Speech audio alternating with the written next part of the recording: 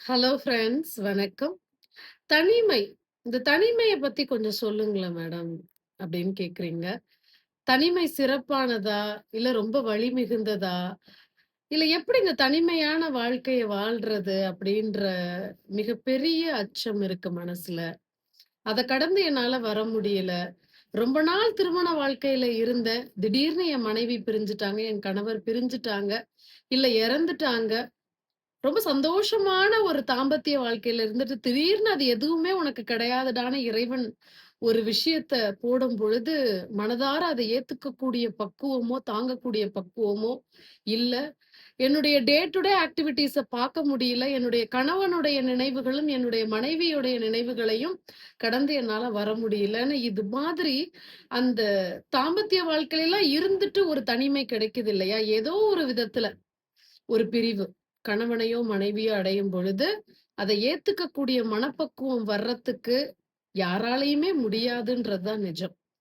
ஆனா, லைஃப் லாங்க்கும் அப்படியே இருக்குமா அப்படின்னா, கண்டிப்பா அதிலிருந்து ஒரு காலகட்டத்துக்கு அப்புறம் கொஞ்சம் அதனுடைய காயம் குறைஞ்சு, மனப்பக்குவமாகி வர்றதுக்கு கொஞ்சம் நேரம் எடுக்கும். கண்டிப்பா பக்குவப்படுவீங்க.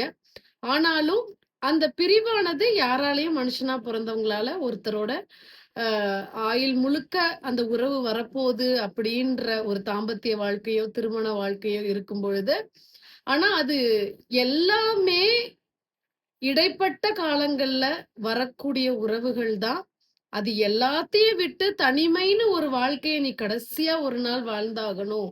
அப்படின்றத இறைவன் குடுக்கிறது தான் பிராக்டிகல் லைஃப் அப்படின்றத, அந்த சம்பவம் நடக்குது இல்லையா? நம்மள விட்டு ஒருத்தவங்க பிரியறாங்கல்ல, அப்போ அந்த பொழுது தான் நமக்கு புரிய வருது. அதுவரைக்குமே அந்த மாயைக்குள்ளேயே நம்ம இருந்துர்றோம். நம்மள சுத்திலும் உறவுக்காரர்கள் இருக்காங்க, மனைவி இருக்கா, கணவன் இருக்கார், குழந்தைகள் இருக்காங்கன்னு இப்படின்ற ஒரு பந்தத்துக்குள்ளேயே இருந்துட்டு, திடீர்னு ஒரு லாஸ் வரும்போது அது யாராலயுமே ஏத்துக்க முடியாது. ஆனாலும், இந்த தனிமைன்ற ஒரு வாழ்க்கையையும் பக்குவப்படுத்திக்கிட்டு வாழ்ந்து தான் ஆகணும். அதுக்காக நம்மளும் கூடவே சேர்ந்து போகுற பாக்கியத்த கடவுள் குடுக்கல.